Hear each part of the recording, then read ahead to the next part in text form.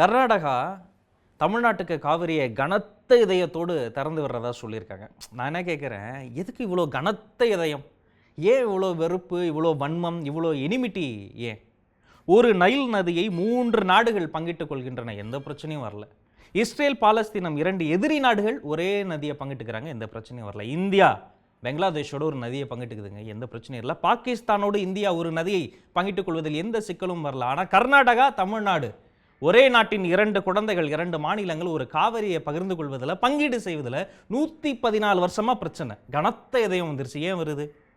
27 வருஷமா supreme court சொன்னது, 17 வருஷமா காவிரி நடுவர் மன்றம் சொன்னது, 528 சிட்டிங்ஸ்ல விஞ்ஞானிகள் சொன்னது, விவசாயிகள் சொன்னது, வேளாண் அதிகாரிகள் சொன்னது, வாஜ்பாய் உள்ளிட்ட பிரதமர்கள் சொன்னது, பிரதமர் தலைமையிலான நடுவர் குழுக்கள் சொன்னது, இவ்வளோ பேர் சொன்னதுக்கு அப்புறமேட்டும் கனத்த இதயத்தோடு திறந்து விடுறீங்க, பந்துன்றீங்க, பஸ்ஸை கொளுத்துறீங்க, கடையை கொளுத்துறீங்க. இப்போ கபினி, கிருஷ்ணசாகர், காவிரி இங்கெல்லாம் ஊத்தெடுத்து காவிரி பிறந்து வருது. காவிரி எப்படி வருது? மழை வருது. மழை எங்கிருந்து வருது? மலையில் மேகங்கள் சேர்ந்து வருது. எந்த மலை? மேற்கு தொடர்ச்சி மலை. தமிழ்நாட்டினுடைய வெப்ப பூமியில் மேலடுக்கு, கீழடுக்கு, மேல் சுழற்சி, கீழ் சுழற்சின்னு வேகமாக காற்று போய் அந்த மலையில் மோதி உங்கள் நாட்டு பக்கம் திரும்பி மழை பெஞ்சு காவிரி வருது. நான் என்ன சொல்கிறேன், நீங்கள் ஆற்றுக்கு அணை கட்டுறீங்க, நான் காற்றுக்கு அணை கட்டிடுறேன். இந்தியா தாங்குமா? எதுக்கெல்லாம் நம்ம பிரச்சனை பண்ணலாம்? நீருக்கு, காற்றுக்கு, வாழ்கிற இந்த வாழ்வுக்கு, இன்னும் எதுக்கெல்லாம் பிரச்சனை பண்ண போகிறோம்? பக்கத்து மாநிலங்களோடு சண்டை போட்டுக்கிட்டே இருக்கணும். இங்கே கர்நாடகா விடுங்க, அவங்க இப்போ தண்ணி திறந்து விடுறாங்க, ஒரு பந்து வைப்பாங்க, மறுபடியும் திறந்து விட மாட்டாங்க, கடைசி வரைக்கும் பிரச்சனை போயிட்டே இருக்கும். தமிழ்நாட்டில் நீங்கள் என்ன கிழிச்சிக்கிட்டு இருந்தீங்க?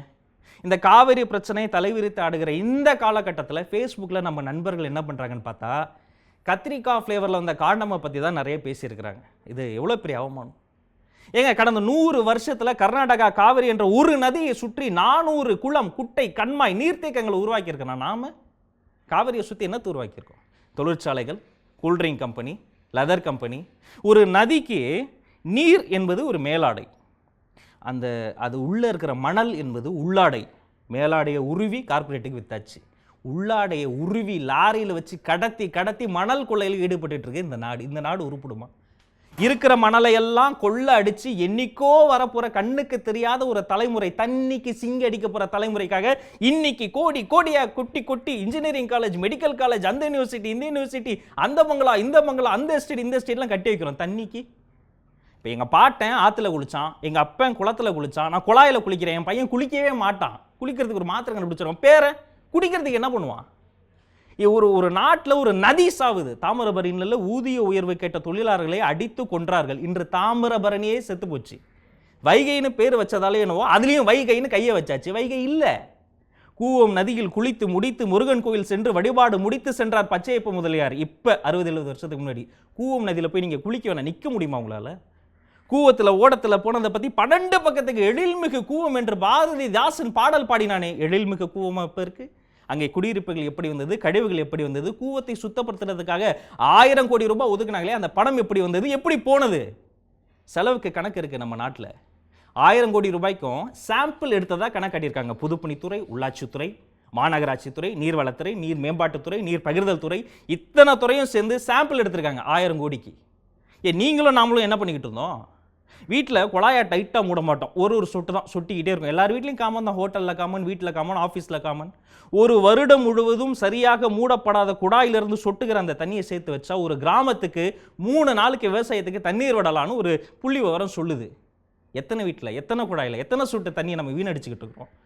நதிக்கரையில் நாகரிகம் வளர்ந்தது. இதான நான் படித்த வரலாறு, எனக்கு கற்றுக் கொடுத்தாங்க. நதிக்கரை நாகரிகம். இன்னைக்கு நதிக்கரையில் அநாகரிகம் வளர்ந்துக்கிட்டு இருக்கு.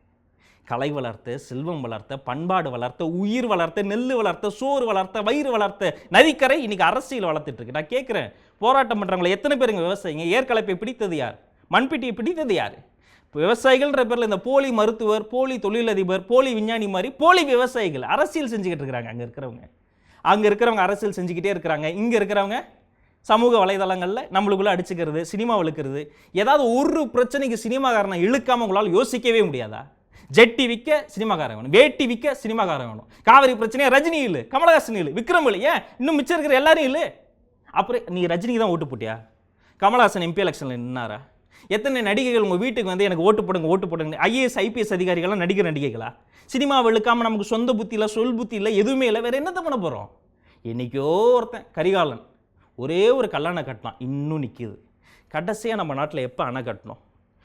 எனக்கு தெரிஞ்சு லிங்கா படத்தில் ரஜினி கட்டினார் பென்னிகுயிக். அவருக்கு அப்புறம் எப்போ காமராஜர் காலத்தில் சின்ன சின்ன பாலங்கள் கட்டணும். கடைசியாக எப்போ கட்டணும்? நிறைய ஹோட்டல்ஸ் கட்டணும், மால்ஸ் கட்டணும், தேட்டர் கட்டணும், கல்யாண மண்டபம் கட்டணும். ஒருத்தர் 2-3 பொண்டாட்டியெல்லாம் கட்டினாங்க. ஆனால் எப்போ கட்டணும்? ஏங்க, காவிரிங்கிறது ஒரு இலக்கியத்தில், தமிழ்நாட்டினுடைய இலக்கியத்தில் எவ்வளோ முக்கியமான ஒரு நதி. மகவாய் வளர்த்த தாயாகி, மகவாய் வளர்த்த தாயாகினா பிள்ளைகளை வளர்த்த தாயின்றான் இளங்கோவடிகள். மகவாய் வளர்த்த தாயாகி நடந்தாய் வாழி காவிரி. எங்கேயாவது நடந்தாய் வாழி கங்கைன்னு இருக்கா? நடந்தாய் வாழி வைகைன்லாம் இல்லை. காவிரி என்பது நடந்து கொண்டே இருக்கணும். ஊற்று பூமி கர்நாடகாவாக இருந்தாலும் இந்த ஆற்றின் பூமி தமிழ்நாடு. 800 கிலோமீட்டருக்கு நீண்டு இருக்கக்கூடிய காவிரியில் 311 கிலோமீட்டர் மட்டும் தான் கர்நாடகாக்குள்ள. மீதி எல்லாம் தமிழ்நாட்டில் கிளை பரப்பி, வேர் பரப்பி, மண் பரப்பி, வயல் பரப்பி, நெல் பரப்பி, நீர் பரப்பி சென்று சேர்ந்து கடைசியில் கடலில் போய் கலக்குது. நதியினுடைய போக்கை நிறுத்துறதுக்கு நீ யாரு? வெறுமனே கடலில் போய் கலக்கிற காவிரி தண்ணி மட்டுமே 6 டிஎம்சிக்கு மேலே. இது வரைக்கும் கர்நாடகாவில் இருந்து எத்தனை டிஎம்சி தண்ணி நமக்கு வந்தது? தமிழ்நாட்டுக்கு வந்த டிஎம்சி தண்ணியில் எத்தனை விவசாயிகளுக்கு நம்ம தண்ணி பிரித்து கொடுத்தோம்? வட இந்தியாவில் விவசாயி சாவறான், தென்னிந்தியாவில் விவசாயமே சாவுது. நல்லா யோசிச்சு பாருங்க. முன்னெல்லாம் வீடு கட்டும் போது செங்கல் வாங்கி வச்சா செங்கல் காவலுக்கு ஒரு சின்ன பையனை போடுவோம். இப்போல்லாம் செங்கல் சிமெண்ட்டுக்கெல்லாம் காவலுக்கு ஆள் போடுறதில்ல, மணலுக்கு போடுறோம்.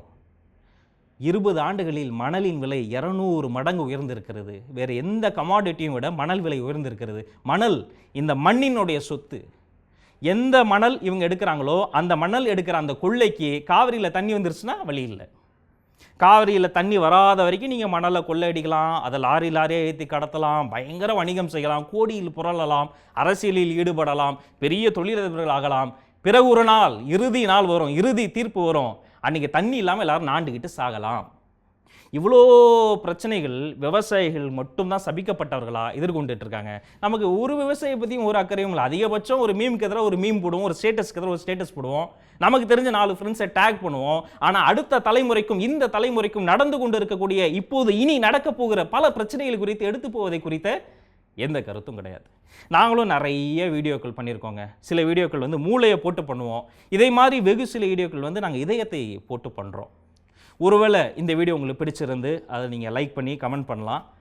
முடிந்தால் இந்த செய்தியை அடுத்த தலைமுறைக்கும் கொண்டு சேர்ப்பதற்காக நீங்களும் அதை ஷேர் பண்ணுங்கள். கனத்த இதயத்தோடு ஷேர் பண்ணுங்கள். அடுத்த தலைமுறை அது உழைச்சிக்கிட்டோம்.